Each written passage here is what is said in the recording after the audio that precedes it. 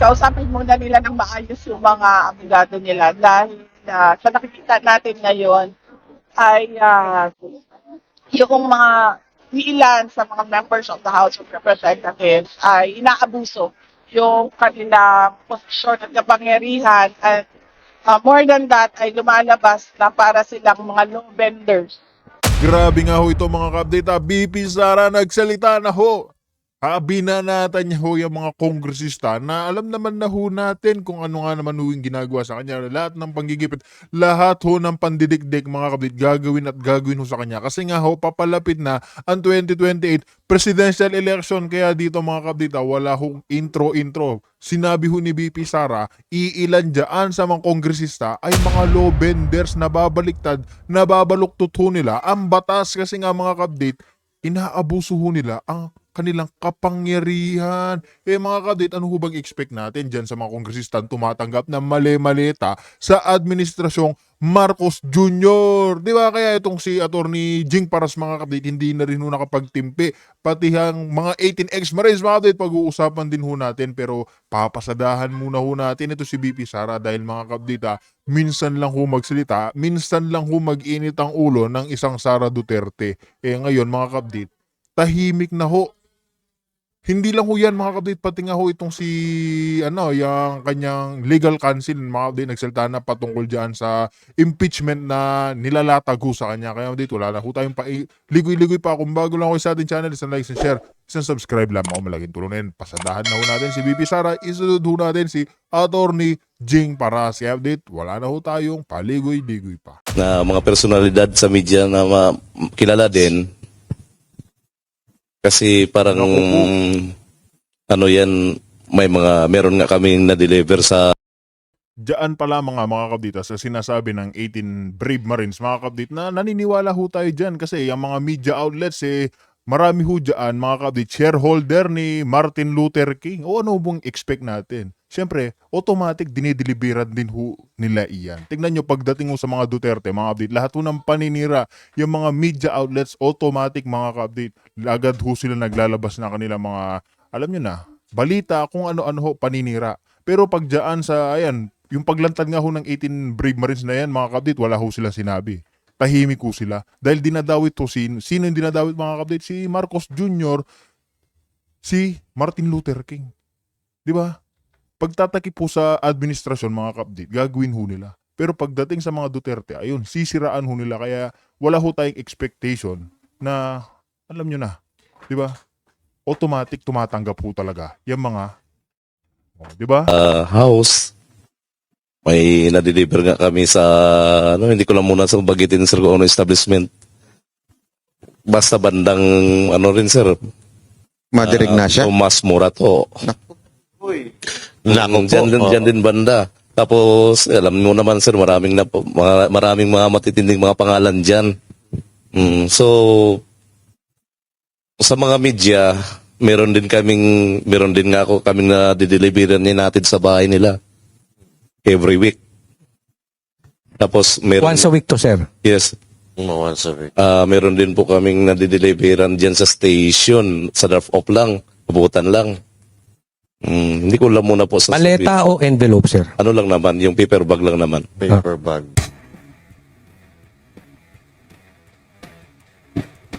Narinig ko yung sinabi ni sir Maganda yung sinabi niya na bakit ito nagiging issue sa amin. Ito ay issue ng korupsyon. Sa katunayan, binabanggit ko to sa vlog ko, hindi naman issue kung sila yung pinakamabuting tao sa Pilipinas o sila yung pinakamasama. Corruption yan Ngayon, nakahanda ba kayo? Kasi marami pang ibabatong ganyan sa inyo. Ang sisilipin ay hindi korupsyon kung hindi kayo. Ang tanong dyan, hanggang kailan kayo, sir? Nakahanda ba kayo na baka araw-araw may bagong ibabato sa inyo at hindi yung maleta o kung saan napunta yung maleta o saang proyekto napunta yung pera ang iimbestigahan?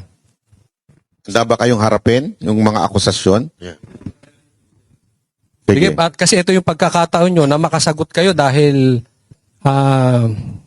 usually sa interview nyo at interview doon sa NBI, ang dating talaga is kayo ang ang iniimbestigahan eh. Sige, sir. Dagdagan ko na rin na yung tanong na yon para isagot nyo na ng isahan.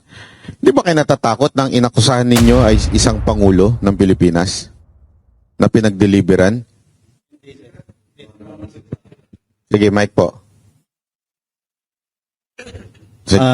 Sir, hindi kami natatakot kasi ang sinasabi lang namin dito ay pawang katotohanan lamang po.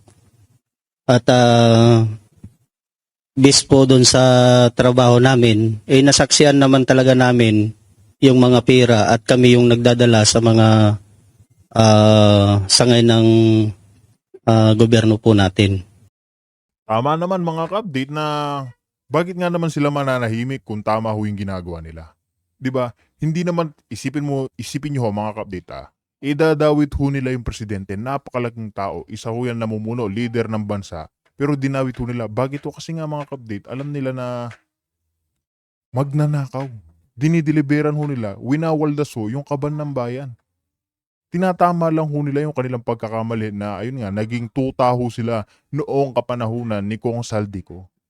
Gusto rin malaman, mabuksan nila sa taong bayan na itutuwid ho nila yung kanilang pagkakamali. Yun lamang po. Okay, may gusto sumagot? Yes, sir. Sa likod. Yung ginawa namin dito, sir, wala naman po kaming sinisirahan eh. Ang nilalahad lang po namin dito, yung katotohanan. Kasi po, tinarabaho namin yan eh. Nagbasura kami, deliver namin. Nagsasabi lang po kami ng totoo. Wala po kami sinisiraan dito. Yun lang po. Saka yung ano sir yung napansin ko, yung pagbabayad daw sa kanila kaya sila lumabas. Walang sense eh. Kasi isipin mo, gobyerno na nakaupo yung kakalabanin nila. Pwede sigurong bayaran sila para manahimik.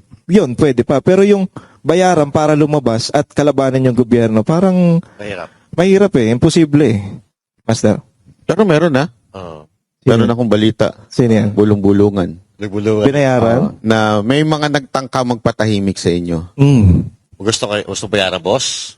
Meron yan, sir. magsalita sa inyo tungkol dito. Meron daw nagtangka magpatahimik sa inyo at nag-alok ng maleta. Yes or no? Yes po, sir. Magkano to? Sige, yung sagot po, yung sagot. Hindi naman, sir, usapan ng malita ito sa pag-operness sa amin na babayaran kami. Pero hindi po kami pumayag doon. Kasi sabi nga namin, kung Tigit po natin yung mikropono. papayag tayo sa babayaran tayo para tumahimik, parang makukonsensya kami, sir, sa ganun, sir, na parang hindi namin ilabas yung katotohanan. Pero ito, marami nagtatanong din eh. Sabi nila, parang it's too good to be true. Anong ibig sabihin nun? Parang imposible naman. Sila yung nagdi-deliver ng maleta nun. Hindi ba sila kumupit? Yun yung mga tanong ng mga tao eh. Hindi ba sila kumupit? Hindi ba sila na-tempt na humingi doon sa pinag-deliveran nila? At tapos mananahimik na lang. Ano masasabi nyo sa mga tao nagsasabi ng ganun? Yes, sir. Sige, nasa likod. Sir, yung mga nagsasabi kasi ng mga ganyan kasi sir, mga, kumbaga sa ano sir, mga isip munamon sir eh. Pag sa yun ang paningin ko sir sa kanila sir. Kasi kung balik rin natin sila sir yung nandito sa kalagayan namin sir. Kaya nga nandito kami sir at para ilahad itong kalokohan ng mga ginagawa ng ating mga namumuno o yung mga pinanggagalingan sir ng mga ating mga ninakaw na pera na yan. Nandito kami sir para aming ilahad talaga sir yung mga nalalaman namin. Kaya yung mga naninira sa amin, normal lang naman sir na tanggap naman namin sir yung mga paninira nila sa amin sir. Hindi ko po alam kung nabalitaan nyo na ito eh. Kasi merong kumakalat ngayon na hindi naman kasikatan na journalist na nakakuha daw kayo ng tig 5 milyong piso. Pabalato naman mga boss. Ano masasabi niyo doon? Tig 5 milyon daw kayo eh. Sabi ng isang journalist na hindi naman kasikatan. Pakisagot lang para malinaw po yung issue na yan. Sino kaya yan sir? Dapat itanong yan sir sa ano sir, kung sino nagsabi sir sa kanya. Ano ito ng ano kung di ako nagkakamali, dati siyang anchor ng ABS-CBN at ngayon parang may column siya sa isang Yan ba dyaryo. yung bakla? Medyo matanda na to medyo matanda na. Baka na-deliveran din yan, sir. Baka na-deliveran din. baka na-deliveran Baka din. na-deliveran din yan, sir. Ito, diretso na tayo. Di ba nabanggit ninyo na merong media na pinag-deliveran o merong PR? Maaari nyo po bang sabihin yung pangalan? Kung ayaw nyo sabihin yung pangalan, okay lang din. Pero saan nyo to na-deliver at para saan itong delivery na to kung alam ninyo? Kung may alam lang kayo. Yes sir, para sa akin kasi na-assign ako sa binanggit na media personality o media, sir. Bali, ang activity namin araw-araw and every time may meeting na mga personalidad sa media na kilala din. Kasi parang ano yan, meron nga kaming na-deliver sa house. May na-deliver nga kami sa, hindi ko lang muna sa bagitin sir kung ano establishment. Basta bandang, rin sir. Madirig na siya. Tomas Morato. Nako po. Diyan din banda. Tapos, alam mo naman sir, maraming mga matitinding mga pangalan dyan. So, sa mga media, meron din nga ako kaming na-deliveran natin sa bahay nila. Every week. Tapos meron Once a week to, sir. Yes. Once a week. Meron din po kaming nadideliveran diyan sa station, sa drop-off lang. Ayun nga mga kadite, talaga naman hong yung paglalantad ng 18X Brave Marines, kabilib-bilib naman ho yan. Kasi isipin nyo, yung mga binabangga ho nilang malalaking sindikato, hindi naman ho biro-biro lamang. Kaya di susunod naman ho natin itong si Attorney Jing Paras, kung saan marami din ho tayong tatalak. Ang tinitingnan Rekta na ho tayo dito, wala na ho tayong palikoy-likoy pa. yung base ito, interview na siya, nagpapasikat na siya sa interview, and making conclusion, hindi pa nga niya nakakausap isa-isa kung ano ang mga nalalaman itong mga Marines na ito. So, paano tayo uusad ng ganyan? Ang ICI po, yung Independent Commission for Infrastructure na itinatag para mag-imbestiga nga sa manuwalyang mga proyekto ng atin pong gobyerno, ay nagtapos na po ang kanilang trabaho. Kayo po ba ay kontento sa naging performance po ng ICI? Pero at the end, parang ipinasar lang din naman sa ombudsman na parang mag-iimbestiga rin ulit sila. Actually, itong pag-end nila ng kanilang operation ay isang proforma lamang. 3 buwan na yan walang silbi dahil paano naman kikilos yung isang tao lamang? Yan, it is a commission. A commission means composed of 2 or more persons. Commission commissioner and mga deputy commissioner. Nag-resign na yung dalawa. Isa na lang yung sirang ulo na nagpapatakbo niyan. Yung dating justice na wala namang silbi yung justice na yan. Wala namang nangyayari dyan sa ICI. In fact, ako at saka si Attorney Luna, I think, magkasabay kami na sinampahan namin ng kaso sa Supreme Court being unconstitutional at walang silbi ang ICI na yan. Tulad na noong panahon ni Noynoy Aquino, nagtayo siya ng Truth Commission, dineclare ng Korte Suprema na void or invalid yung batas, unconstitutional. Ito naman, sinampahan din namin kasi alam na namin na ang mangyayari ay waste of money, waste of resources, and walang silbi because it's a misnomer. Sasabihin mo independent, hindi naman independent. Ang may say, ang may final say, yun ding mga tiwali. Yung kanilang grupo na mga congressman at mga senador na malapit dito sa hinihinala na mastermind nitong corruption. Saldico at saka si Gutesa at saka 18 Marines, tinuturo nila si Marcos na siya ang may pasimuno ng corruption. Sasabihin niya, mahiya kayo, pero siya pala ang dapat mahiya. Kaya yung ICI na yan, from the beginning, from its commencement, ay wala talagang silbihan. It was just yun. Mga kabdite, wala naman ho talaga nangyari dyan sa ICI. Nakita naman na ho natin, dalawa na ho yung umalis na commissioner o ano ho bang ibig sabihin nun. Kasi nga sinabi dyan na hindi ho sila binibigyan ng pondo, wala ho silang, alam nyo na. Tapos sinabi pa nitong si Singson na idadamay niya pa ba yung pamilya niya, yung buhay niya para lang dyan sa walang kakwenta-kwenta. Di ba? Kaya yung ICI mga kabdite, naging dekorasyon lang ng presidente. Pinapakita lang ho nilang may ginagawa silang trabaho kahit wala naman ho. Ginigipit lang ho nila yung mga, alam nyo na, mga Duterte. Done for show. Pakitang tao lang, pero wala rin naman ang mangyayari. As you said, napupunta lang din sa ombudsman, pero wala rin namang galaw ang ombudsman as of now. Opo.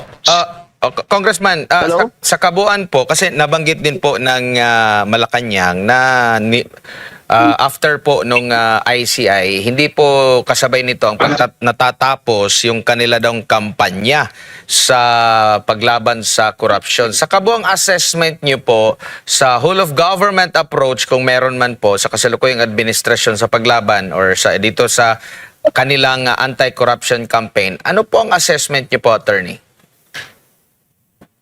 Well, it boils down sa pangluloko lamang. Parang it's all for show.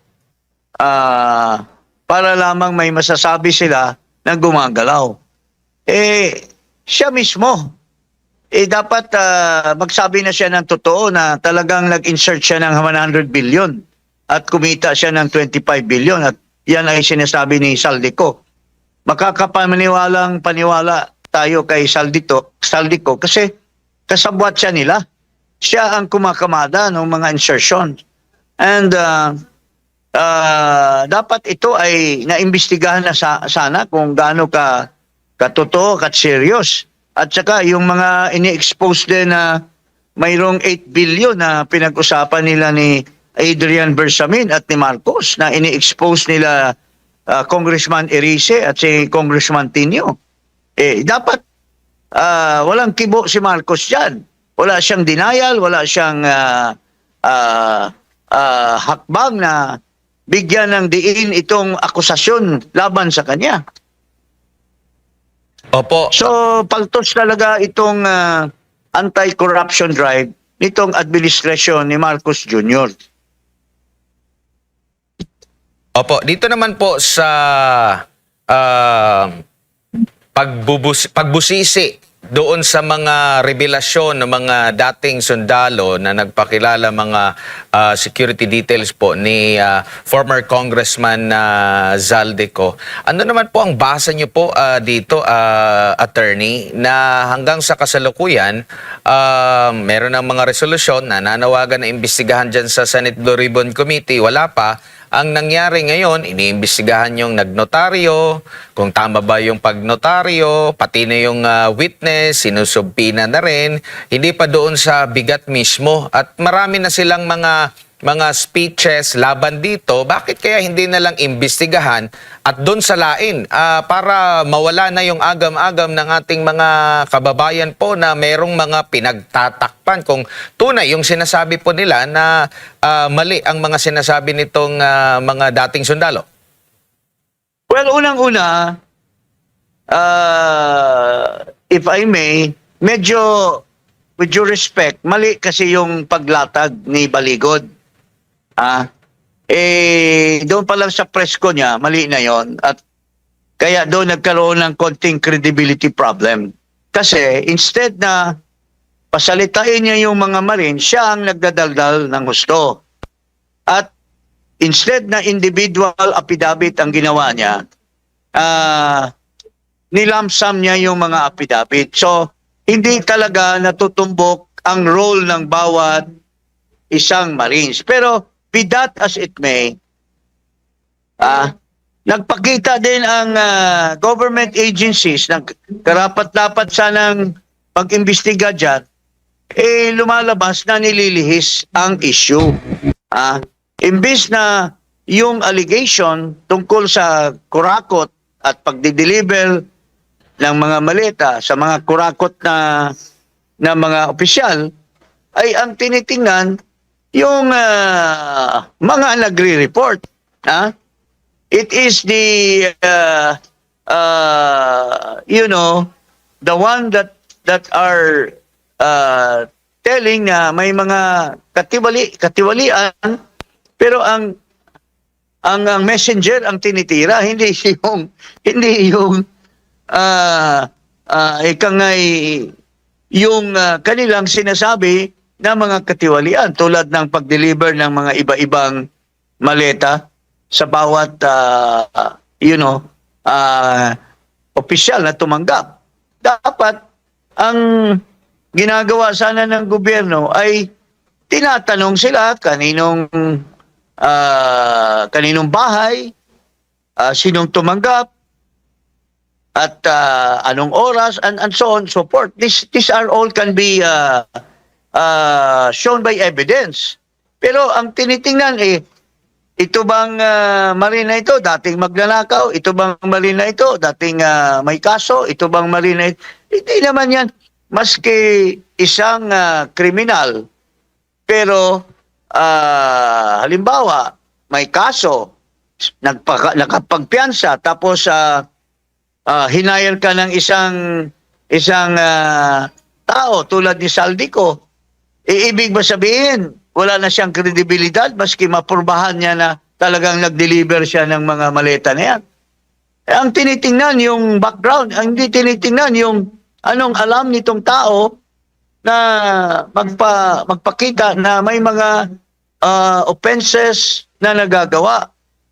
Klarong-klaro dito sa mga ginagawa nitong Senate Blue Ribbon, itong ombudsman, at itong ngayon nakikisawsaw naman itong NBI na ano daw sila, na deputized daw by the ombudsman. It leaves a bad taste in the mouth dahil kaya nga pinipilit nitong ombudsman na maging ombudsman siya dahil i-address niya yung mga problema, pero nililihis nila. Tapos nagpakita kagad ng gilas itong bagong NBI director. Alam naman natin yung istorya niyan, kung saan ang galing yan.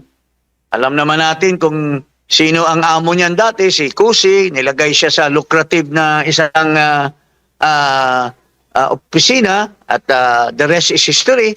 So ngayon, nandito na siya sa kabilang side at nagpapakita ng gilas. Pero mali-mali naman yung tinitingnan niya, yung nagsasalita na siya, he's making conclusion. They have not even started the anong tawag nito? The investigation. Nagpapa-interview na siya, nagpapasikat na siya sa interview, and making conclusion. Hindi pa nga niya nakakausap isa-isa kung ano ang mga nalalaman itong mga Marines na ito. So, paano tayo uusad ng ganyan? Nililihis nila yung issue, lalo na sa Senate, Admar. Sa Senate, mukhang, anong pangalan nito? Pumayag na si Lacson, pero hinarang naman ni Soto. Klarong-klaro na mayroong motibo si Soto kasi pinangalanan siya na isa siya sa mga allegedly tumanggap ng 5 maleta. So, obvious na talagang haharangin nila yan para hindi mabisto ang kanilang mga pinaggagawa. Opo. Attorney, si Jade po ulit ito. Dako tayo dito sa impeachment naman po ng complaints laban kay Vice President Sara Duterte. Ngayong araw yung ika-10 araw nga na dapat sumagot siya doon sa reklamong inihain nga ng Kamara kasi matapos nga ideklarang sufficient in form and substance itong ikatlo at ikaapat na complaints, impeachment complaints laban po sa kanya. Ano naman po ang inyong nakikita po nito at masasabi? Well, kung ako, no, doon pa lang sa determination of form and substance, makikita na natin yung trend na talagang malaman natin kung saan ang patunguhan. Saan ang patunguhan nito? Makikita na natin yan kasi can you imagine kagaya nung argumento ni Rufus Rodriguez, sinasabi niya na walang basihan yung pag-charge ng kay Sara Duterte bilang Secretary of Education because the Secretary of Education is not impeachable. Pero at the end of the day, sinusulong niya yung argumento niya, pero bumoto din siya. So, very obvious na sila lahat, mayroon na yung role to play. Kaya nga kung ako, si Vice President Sara, hayaan ko na yan sa House at alam naman natin yung outcome dyan at ang labanan dito sa Senado. Sa House, hindi ka pwedeng gumamit ng abogado to defend you. Isasalang ka by yourself, baka lukuhin lang siya dyan ng mga congressman na ang kanilang utak at isip ay paski anong maririnig nila, alam na nila kung sino ang bubutuhan nila. Kausapin muna nila ng maayos yung mga abogado nila dahil sa nakikita natin ngayon ay yung mga ilan sa mga members of the House of Representatives ay inaabuso yung kanilang posisyon at kapangyarihan at more than that ay lumalabas na para silang mga law benders. Good morning, ma'am. Any opening statement po? Well, yes. Unang-una, magpapasalamat tayo sa Barangay 3 de Mayo dito sa Digo City at sa family ni former Barangay Captain Dodon Bukol sa kanilang invitation sa atin na dumalo sa unveiling ng statue ni Kapitan Dodon at yung statue ay representation ng panawagan na mga tao ngayon na dito sa Digo City, justice sa kanyang pagkamatay at sa pagpatay sa kanya. Okay, questions from SMNI, sir? Ma'am VP, naniniwala po ba kayo sa inyong pagtakbo ngayon bilang Presidente sa 2028? Naniniwala po ba kayo na may magandang kinabukasan pa ang bansang Pilipinas? Well, it will be a difficult road back to prosperity, pero it is not impossible. Okay. We will today ang deadline response mo doon sa House of Representatives sa dalawang impeachment mo. Magsasubmit pa ang kampo mo today or ano yung plano natin? Antayin na lang namin kung mag-submit ako o hindi. Ngayon ang deadline sa pagkakalam. Inasok yung kamay ni Vice Gov Cagas. Does that mean na you express support for the 2028 elections for him? Malayo po masyado ang 2028 elections, no? Hindi pa campaign period, hindi pa election period. Ang pagtaas ko ng kanyang kamay is my personal support to the person of former Governor Mark Cagas. Okay, last question po, sir. VP, positibo negatibo ng statue. Outside, positibo negatibo ng statue ng VP kani. Legal ba niya pagtungkol na niya? Depende sa legality, no? Kinahanglan lang naman na barangay resolution na ito ang mga barangay luna na sila kung umilalog sa local government code. So kung supported siya by barangay resolution, then I don't see any problem. Last question tayo. Sige po. Ang masama loob ng PBBM, lalo't hindi niya sinalubong sa airport yung mga na-repatriate nating kababayan. Ano ang take nyo? Nakikiisa tayo sa pinagdadaanan ng karamihan nating mga kababayan na overseas Filipino workers dahil sa kaguluhan o dahil sa gera doon sa Middle East. At kung ano man yung matulong ng Office of the Vice President ay gagawin namin, ipaalam lang sa amin kung paano kami makakatulong. Patuloy ba ito na doon sa nauna din sinabi na hindi mo Marami siyang kakulangan bilang presidente. Hindi lamang sa pagbibigay ng simpatya at empathy sa ating mga kababayan. More than that ay yung problema at skandalo sa paggamit ng pera ng tao. Hindi na lang presyo ng Pangasinan. Mataas pa rin yung ratings mo base sa polls Asia ngayon lumabas VP. Mataas pa rin yung ratings mo. Lagi ako nagpapasalamat sa ating mga kababayan sa patuloy nila na suporta at pagtitiwala sa aking mga kasamahan sa Office of the Vice President. At wala kasi akong makomment sa mga survey dahil hindi ko alam kung paano siya ginawa, sino ang nagpakomisyon na noong survey. Pero ako ay may survey man wala. Nagpapasalamat dahil yung pagtitiwala at paniniwala ng taong bayan sa akin ay nandyan pa rin. At lagi ko sinasabi, tulad kanina, sabi ko, yung power kasi, ang gahom nga po, ay galing yon sa tao. Hindi ba sir pwede pa isa sumala mo good ni Representative Ridwan subpoena may be issued sa tax and business records daw ni Nimo and sa mukhang bana comment lang. Kausapin muna nila ng maayos yung mga abogado nila dahil sa nakikita natin ngayon ay yung mga ilan sa mga members of the House of Representatives ay inaabuso yung kanilang posisyon at kapangyarihan at more than that ay lumalabas na para silang mga law benders. Bibili ko po ng OVP, Office of the Vice President sa crisis na sa Middle East, especially itong mga nag-tax na po. Yung projects ng Office of the Vice President, meron tayong RISE na tinatawag. Ito yung Relief for Individuals in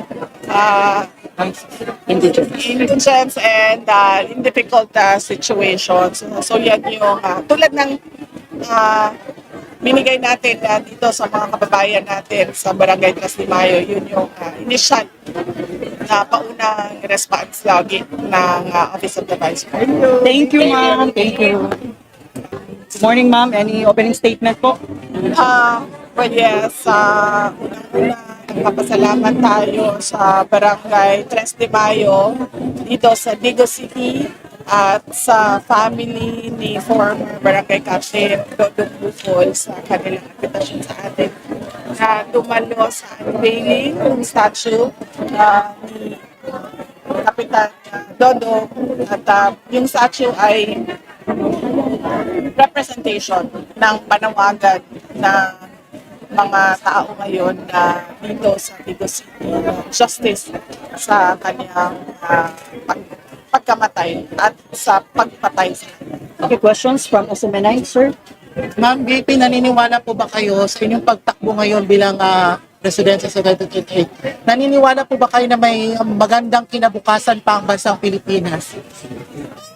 Well, it will be a difficult road back to prosperity, pero it is not impossible. Okay. Bibigay ang deadline ng response mo doon sa House of Representatives sa dalawang impeachment mo. Magsasubmit na ang kampo mo today or ano yung plano natin? Hindi na lang natin kung mag-submit ako o hindi. Ngayon ang deadline sa pagkakaalam. Tinaas po yung kamay ni Vice Gov Cagas. Does that mean na you express support for the 2028 elections for him? Malayo po masyado ang 2028 elections. No? Hindi pa campaign period, hindi pa election period. ang pagtaas ko ng kanyang kamay is my personal support to the person of former Governor Marcanes. Okay, last question po, sir. Go ahead. Positibo negatibo ni ng statue. Outside positibo negatibo ng statue VP kani. Legal ba niya pagtungkol ni Legality, no? Kinahanglan lang naman na og barangay resolution na ang mga barangay doon na sila gahong umilalom sa local government code. So kung supported siya by barangay resolution, then I don't see any problem. Okay, last question tayo. Sige po. Ang masama yun kay PBBM, lalo hindi niya sinalubong sa airport yung mga na-repatriate nating kababayan. Ano ang take nyo? Nakikiisa tayo sa pinagdadaanan ng karamihan nating mga kababayan na overseas Filipino workers dahil sa kaguluhan o dahil sa gera doon sa Middle East. At kung ano man yung matulong ng Office of the Vice President ay gagawin namin, ipaalam lang sa amin kung paano kami makakatulong. Matuloy na to na doon sa nawagan din sinabi, hindi mo yun Marami siyang kakulangan bilang presidente. Hindi lamang sa pagbibigay ng simpatya at empathy sa ating mga kababayan. More than that ay yung problema at skandalo sa paggamit ng pera ng bayan. Dito na lang presyo ng pasilidad. Mataas pa rin yung ratings mo base sa polls Asia. Ngayon lumabas VP. Mataas pa rin yung rating. Lagi ako nagpapasalamat sa ating mga kababayan sa patuloy nila na suporta at pagtitiwala sa akin, sa aking mga kasamahan sa Office of the Vice President. At wala kasi akong makomment sa mga survey dahil hindi ko alam kung paano siya ginawa, sino ang nagpakomisyon na noong survey. Pero ako ay may survey man o wala. Nagpapasalamat dahil yung pagtitiwala at paniniwala ng taong bayan sa akin ay nandyan pa rin. At lagi ko sinasabi, tulad kanina, sabi ko, yung power kasi, ang gahom nga po, ay galing yon sa tao. Hindi ba sir pwede pa sumalang good ni Representative Ridwan subpoena may be issued sa tax and business records daw ni Nimo and sa imuhang bana. Comment lang. Kausapin muna nila ng maayos yung mga abogado nila dahil sa nakikita natin ngayon ay yung mga ilan sa mga members of the House of Representatives ay inaabuso yung kanilang posisyon at kapangyarihan at more than that ay lumalabas na para silang mga law benders. VP, ano po ng OVP, Office of the Vice President, sa crisis ngayon sa Middle East, especially itong mga nagtaas na po? Yung projects ng Office of the Vice President, meron tayong RISE na tinatawag. Ito yung Relief for Individuals in Indigence and in difficult situations. So yan yung tulad ng binigay natin dito sa mga kababayan natin sa Barangay Traslimayo, yun yung initial na paunang response lagi ng Office of the Vice President. Thank you, ma'am. Thank you. Maski walang krisis, sirang-sira na ang kredibilidad nitong Marcos Jr. Wala na negative na nga siya, negative 3. I won't be surprised if he will be negative 30 by the end of April. Kasi mukhang hindi niya pinapakita yung kanyang governance, yung kanyang pakikibaka or yung liderato niya para papabilis at ma-address yung mga problema. Yung sinasabi mong tataas na presyo, that's just a minor. Ang problema natin kung angkat pa tayo ng fuel. Attorney, maraming salamat po muli sa inyo pong panahon. Alam natin, malayo po yung lugar na nagkakaroon ngayon ng tensyon. Pero napakalapit po sa bituka yung nagiging epekto po nito sa ating bansa. Ito po nangyayaring gulo dyan sa Middle East. Ano ba ang masasabi po ninyo sa ginagawang mga hakbang ng gobyerno para po tugunan itong epekto po nitong tensyon sa Middle East, particular na itong taas presyo ng ating langis? Well, unang-una, medyo matamlay ang response, ano? Mukhang yung mga ibang bansa pa ang tumutulong tulad ng Singapore, tulad ng Bahrain, or yung mga Middle Eastern countries na siguro nakikita nila ang kakulangan ng ating gobyerno sa pagtulong. Sila mismo ang tumutulong, at even private persons like Pulong Baste Duterte or the Dutertes are also helping. So, medyo huling-huli na, at narinig ko lang itong last 2 days lang yata nakarating yung mga repatriated OFWs natin dito sa ating bansa. So, if we're talking of thousands na involved or nanganganib sa giyera doon, lalo na sa mga countries na friendly sa United States na binubomba ng Iran, marami po talagang hahakutin ng mga ating mga mahal na mga kababayan. At ito ay hindi lang mangyari sa 1, 2 araw, 1 linggo, kundi kung hindi i-accelerate ng ating pamahalaan ang pagpapauwi sa kanila, ay baka dadami pa ang mapipinsala. Opo. May mga panawagan, attorney, na suspendihin nga itong excise tax. Ito'y hiling nga ng Pangulong Bongbong Marcos Jr. at kasalukuyan ngang tinatalakay, no? Diyan po sa Kamara, dito po sa ating Kongreso, para po maibsan ang epekto po nitong krisis sa Middle East. Ano ho ba, ito ho ba ay matuturing po rin yung isang practical na solusyon? Actually, yung hinihiling niya na emergency power ay unnecessary po yon. Lalo na naintindihan naman ng mga oil companies, ng mga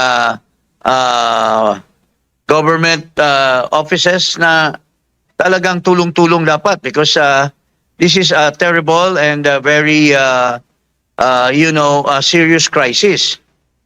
Unang-una, ang nasa frontline nito is the Department of Energy. Marami pong nagsasabi na mayroon tayong reserve good for 60 days. So, ibig sabihin, yung mga langis na yan, pumasok na at nabili na yan ng mga downstream at saka upstream oil companies, hindi dapat karapat-dapat na magsagawa na ng increases. Kasi, unfair naman yan. I would even consider it as an economic sabotage nitong biglang pagtaas. May mga napapansin ako,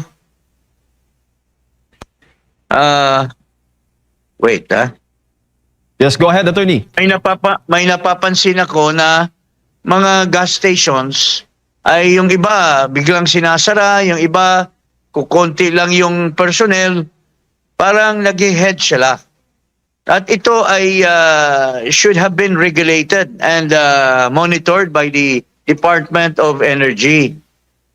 So, nagsasamantala itong mga negosyante na ito to the extent that tumataas ng tumataas when hindi pa naman dapat karapat-dapat na magtaas sila, kasi hindi pa man mauubos yung langis at wala pa naman silang bagong inaangkat.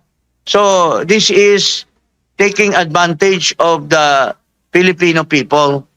lalo na yung mga transport services, mga jeepneys, mga buses, lalo na itong airlines, no? Nagtaas na sobra na ang taas ng kanilang rates, no? Tulad ng isang ako mismo, personally, ang Manila Dumaguete flight, dati 6,000 lang, ngayon nag-double up, 13,000 na ang round trip ticket.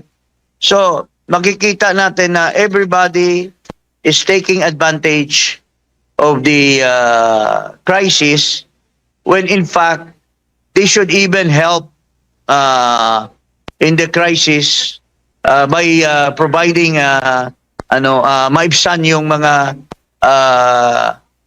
ating mga kababayan na nangangailangan mag-travel.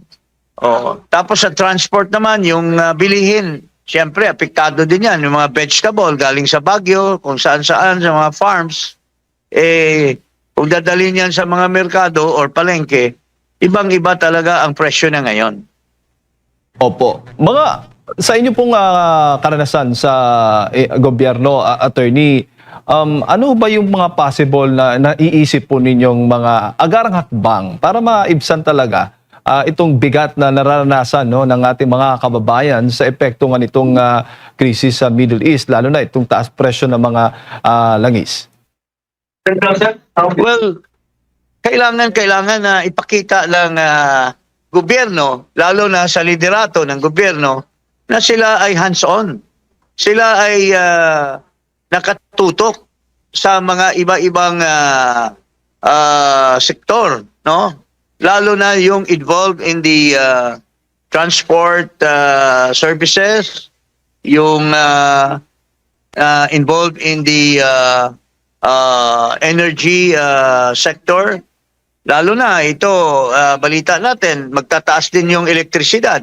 Pwede naman nilang pakiusapan or pigilan yan. Doon sa panahon ng ating Pangulong Duterte, I was in the cabinet, ay talagang pinagsasabihan ng ating Pangulo noon, lalo na yung sa COVID, na huwag samantala itong mga involved at yung mga nakatutok na mga government offices ay dapat very active sila and involved in the actual service, no? Lalo na itong Department of Energy, itong Department of Agriculture, Department of Trade. Ito po yung mga dapat nakatutok na yon sa ating mga pangyayari, no? Sa ating bansa, in being involved in this being affected by this crisis. Opo. At kung magpapatuloy po itong taas presyo ng langis, attorney, nakikita ba ninyo na ito ay magiging isyong politikal na maaring makaapekto sa tiwala ng taong bayan sa pamahalaan? Well, to be blunt about it, maski walang krisis, sirang-sira na ang kredibilidad nitong Marcos Jr. Wala na negative na nga siya, -3. I won't be surprised if he will be -30 by the end of April. Kasi mukhang hindi niya pinapakita yung kanyang governance, yung kanyang pakikibaka or yung liderato niya para mapabilis at ma-address yung mga problema. Yung sinasabi mong tataas na presyo, that's just a minor. Ang problema natin kung angkat pa tayo ng fuel because all over the world, especially in the Asian countries, tayo ay dependent ng supply ng ating langis ng mga nanggagaling sa Strait of Hormuz, yung mga dating yung mga nagbabiyahe na mga tanker, nanggagaling po yun doon, at yan ay nagiging bone of contention yung Strait of Hormuz, at tila nagiging awayan ngayon yan, no? Kung sinong magpe-prevail dyan between Iran and United States and Israel on the one hand. Pero yung pamimigay, inaasahan magsisimula na o sisimula na nga itong pamimigay ng subsidiya doon sa mga apektadong drivers at operators, attorney. Ano naman po ang tingin po ninyo dito? Well, just like any administration, basic po yan. Pero ang dapat sabihin ng ating gobyerno, kung sila ba ay gumagalaw na mag-angkat ng mga langis. Kasi medyo ang iba-ibang bansa ngayon ay nag-aagawan dyan. And tayo ba ay nakakalamang or kulela tayo dyan sa pagkalap ng mga langis na yan, which is really basic for all aspects of life. Tulad ng power. Tulad ng transport. Tulad ng tubig. Lahat yan gumagamit ng langis to generate electricity, to generate or to provide gasoline or diesel for our kasalukuyan parang nasa 100 pesos na yata ang presyo ng diesel ngayon. At pataas ng pataas. Pero I don't want to see the day na pati fuel ay nirarasyon. Pero ang masama kasi dito ay ang very bad example nitong Pangulong Marcos na ito. Kasi pinakita niya na wala naman siya talagang ikangay pagmamalasakit.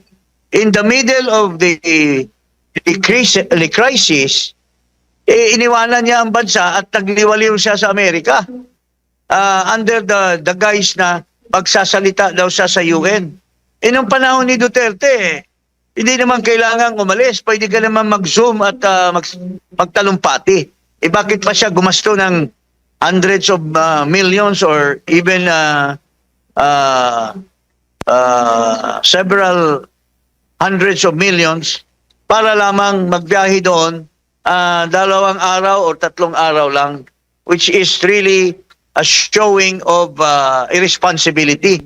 Ikaw ang Pangulo, ikaw nagbibigay ng bad example sa mga opisyalis mo sa gobyerno. Opo. Bago sa iba pang mga topiko, attorney, ipasa ko muna kay partner Admar. Magandang umaga, may buntag. Magandang umaga, Admar. Opo, may buntag, Congressman. Ang ICI po, yung Independent Commission for Infrastructure na itinatag para mag-imbestiga nga sa manuwalyang mga proyekto ng atin pong gobyerno, ay nagtapos na po ang kanilang trabaho. Kayo po ba ay kontento sa naging performance po ng ICI? Pero at the end, parang ipinasa lang din naman sa ombudsman na parang mag-iimbestiga rin ulit sila. Actually, itong pag-end nila ng kanilang operation ay isang proforma lamang. 3 buwan na yan walang silbi dahil paano naman kikilos yung isang tao lamang? Yan, it is a commission. A commission means composed of 2 or more persons. Commission commissioner and mga deputy commissioner. Nag-resign na yung dalawa. Isa na lang yung sirang ulo na nagpapatakbo niyan. Yung dating justice na wala namang silbiyang justice na yan. Wala namang nangyayari dyan sa ICI. In fact, ako at saka si Attorney Luna, I think, magkasabay kami na sinampahan namin ng ano yan, kaso sa Supreme Court being unconstitutional at walang silbi ang ICI na yan. Tulad na noong panahon ni Noynoy Aquino, nagtayo siya ng Truth Commission, dineclare ng Korte Suprema na void or invalid yung batas, unconstitutional. Ito naman, sinampahan din namin kasi alam na namin na ang mangyayari ay waste of money, waste of resources, and walang silbi because it's a misnomer eh. Sasabihin mo independent, hindi naman independent. Ang may say, ang may final say, yun ding mga tiwali. Yung kanilang grupo na mga congressman at mga senador na malapit dito sa hinihinala na mastermind nitong corruption. As Saldico at saka si Gutesa at saka 18 Marines, tinuturo nila si Marcos na siya ang may pasimuno ng corruption. Sasabihin niya, mahiya kayo, pero siya pala ang dapat mahiya. Kaya yung ICI na yan, from the beginning, from its commencement, ay wala talagang silbihan. It was just done for show. Pakitang tao lang, pero wala rin naman ang mangyayari. As you said, napupunta lang din sa ombudsman, pero wala rin namang galaw ang ombudsman as of now. Opo. Congressman, sa kabuuan po, kasi nabanggit din po ng Malacanang na after po nung ICI, hindi po kasabay nito ang natatapos yung kanila daw kampanya sa paglaban sa korupsyon. Sa kabuang assessment niyo po sa whole of government approach, kung meron man po sa kasalukuyang administrasyon sa paglaban or dito sa kanilang anti-corruption campaign, ano po ang assessment niyo po, Attorney? Well, it boils down sa pangluloko lamang. Parang it's all for show, para lamang may masasabi sila na gumagalaw. Siya mismo, dapat magsabi na siya ng totoo na talagang nag-insert siya ng 100 billion at kumita siya ng 25 billion at yan ay sinasabi ni Saldico. Makakapaniwalang paniwala tayo kay Saldico kasi kasabwat siya nila. Siya ang kumakamada ng mga insertion. And dapat ito ay naimbestigahan na sana kung gaano katotoo, serious. At saka yung mga ini-expose din na mayroong 8 billion na pinag-usapan nila ni Adrian Bersamin at ni Marcos na ini-expose nila Congressman Erice at si Congressman Tinio. Dapat walang kibo si Marcos dyan. Wala siyang denial, wala siyang hakbang na bigyan ng diin itong akusasyon laban sa kanya. Opo. So, paltos talaga itong anti-corruption drive nitong administrasyon ni Marcos Jr. Opo, dito naman po sa pagbusisi doon sa mga revelasyon ng mga dating sundalo na nagpakilala mga security details po ni former Congressman Zaldico. Ano naman po ang basa niyo po dito, Attorney, na hanggang sa kasalukuyan meron ng mga resolusyon na nanawagan na imbestigahan dyan sa Senate Blue Ribbon Committee. Wala pa. Ang nangyari ngayon, iniimbestigahan yung nagnotaryo, kung tama ba yung pagnotaryo, pati na yung witness, sinusubpina na rin, hindi pa doon sa bigat mismo. At marami na silang mga speeches laban dito. Bakit kaya hindi na lang imbestigahan at doon salain para mawala na yung agam-agam ng ating mga kababayan po na merong mga pinagtatakpan kung tunay yung sinasabi po nila na mali ang mga sinasabi nitong mga dating sundalo? Well, unang-una, if I may, medyo with due respect, mali kasi yung paglatag ni Baligod.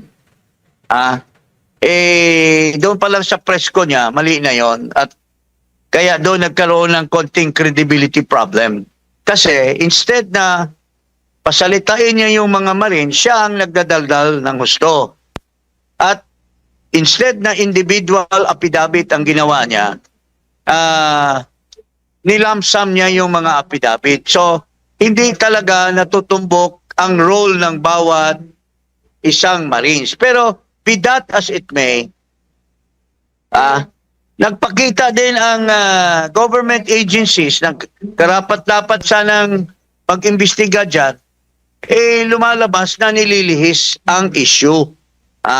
Imbis na yung allegation tungkol sa kurakot at pagdi-deliver ng mga maleta sa mga kurakot na mga opisyal, ay ang tinitingnan yung mga nagre-report. It is the the one that are telling na may mga katiwalian, pero ang messenger ang tinitira, hindi yung yung kanilang sinasabi na mga katiwalian tulad ng pag-deliver ng mga iba-ibang maleta sa bawat opisyal na tumanggap. Dapat ang ginagawa sana ng gobyerno ay tinatanong sila kaninong bahay, sinong tumanggap, at anong oras, and so on, so forth. These are all can be shown by evidence. Pero ang tinitingnan ito bang marina ito dating magnanakaw? Ito bang marina ito dating may kaso? Ito bang marina ito? Hindi naman yan. Maski isang kriminal, pero halimbawa may kaso, nakapagpiyansa, tapos hinire ka ng isang tao tulad ni Saldico, ibig ba sabihin wala na siyang kredibilidad maski mapurbahan niya na talagang nag-deliver siya ng mga maleta na yan? Ang tinitingnan yung background, ang hindi tinitingnan yung anong alam nitong tao na magpakita na may mga offenses na nagagawa. So, klarong-klaro dito sa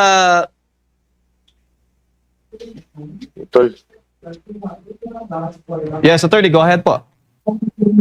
Klarong-klaro dito sa mga ginagawa nitong Senate Blue Ribbon, itong ombudsman, at itong ngayon nakikisawsaw naman itong NBI na ano daw sila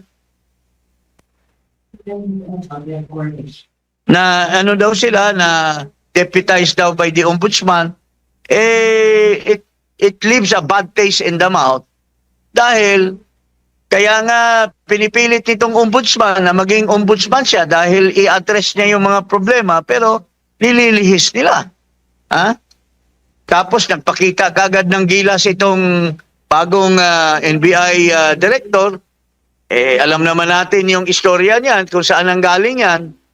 Alam naman natin kung sino ang amo niyan dati, si Kusi. Nilagay siya sa lucrative na isang opisina, at the rest is history. So ngayon, nandito na siya sa kabilang side at nagpapakita ng gilas. Pero mali-mali naman yung tinitingnan niya, yung nagsasalita na siya, he's making conclusion. They have not even started the anong tawag nito? The investigation. Nagpapa-interview na siya, nagpapasikat na siya sa interview, and making conclusion. Hindi pa nga niya nakakausap isa-isa kung ano ang mga nalalaman itong mga Marines na ito. So, paano tayo uusad ng ganyan? Nililihis nila yung issue, lalo na sa Senate, Admar. Sa Senate, mukhang, anong pangalan nito? Pumayag na si Lacson, pero hinarang naman ni Soto. Klarong-klaro na mayroong motibo si Soto kasi pinangalanan siya na isa siya sa mga allegedly tumanggap ng 5 maleta. So, obvious na talagang haharangin nila yan para hindi mabisto ang kanilang mga pinaggagawa. Opo. Attorney, si Jade po ulit ito.